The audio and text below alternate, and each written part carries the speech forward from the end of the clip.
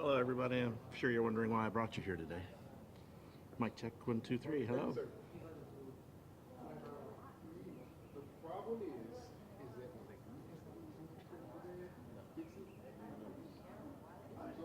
they We love that.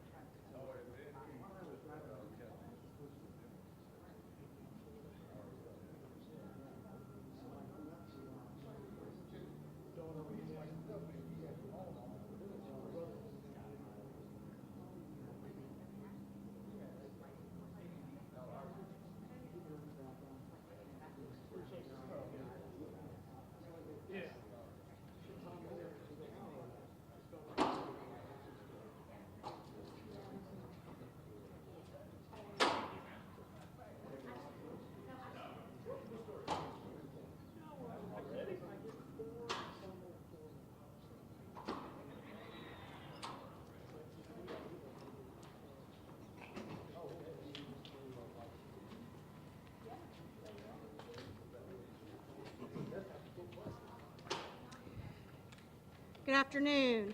I'm Kristen Bunton, Kristin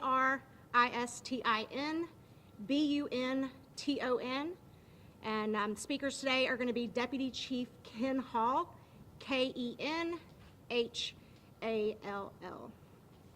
So again, I'm Kristen Bunton, the Communications Specialist for the Village of Pinehurst. Unfortunately, we're here to discuss an unfortunate series of events that occurred this morning. While there are still many unanswered questions, we would like to provide you with as much information as we can on the incident. Deputy Chief Hall has been instrumental in leading the department's efforts to ensure public safety, transparency, and community trust. We are grateful for his leadership as we address the situation. I'd like to introduce Deputy Chief Ken Hall.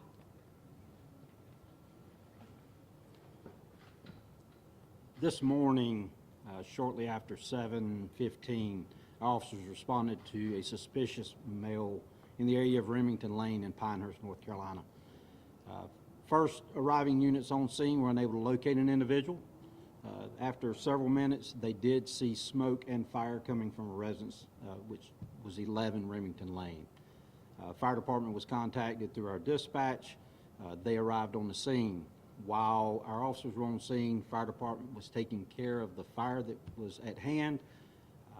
A male subject exited the front door of the residence, gained access to an axe that was near the front door, raised the axe and charged at several of our officers. Repeated verbal commands as well as less lethal failed, ultimately resulting in shots being fired by our officers. The threat at that point came to a conclusion when the subject went to the ground. From there, immediate care was rendered by our officers as well as fire department. EMS was relatively close by as well, so they responded and transported the individual to Moore Regional Hospital. Shortly after, we were notified that he had succumbed to his injuries and had passed away. At this time, our officers obviously are shaken following a situation of this magnitude. However, all firefighters and law enforcement personnel involved were uninjured. So dealing with the emotional side of it at this point. At this point, that's all I have, basically. Deputy Chief, can you confirm that the axe that the man was wielding was a firefighter's with the town? It does appear that it was one of the tools used by the fire department for gaining entry into the residence, which was placed by the front door. And where was the fire inside of the home? That I don't know exactly. Didn't gain entry to the house personally, and SBI has the scene at this point. So. You talked about that police officers are shaken. You consider the totality of the situation. You know, firefighters are there, they're using this tool to fight a fire, and then that same tool is turned against them. I mean, where are you even with all of that? I think it's common practice when forced entry is made into a residence by fire department personnel that their tools are laid near the front door or whichever point of entry they use. So that I don't think is out of the ordinary. Unfortunately, this individual happened to come out of the door where the tool was at. Did that man live in that home? It does appear that he resided at that residence. Were there other people in the house at the same time? None that we are aware of, and none were found. So the subject was inside at the time they were putting out the fire? Yes. The fire department had arrived, heavy smoke showing. There was an indication that somebody was possibly inside.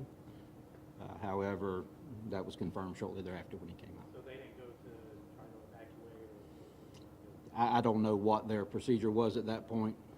So I do know that there was fire hose on the ground. And obviously, the tools used for forced entry, and there was a fan being placed near the front door to evacuate the smoke. Have you ever been to that home before? Personally, I have not.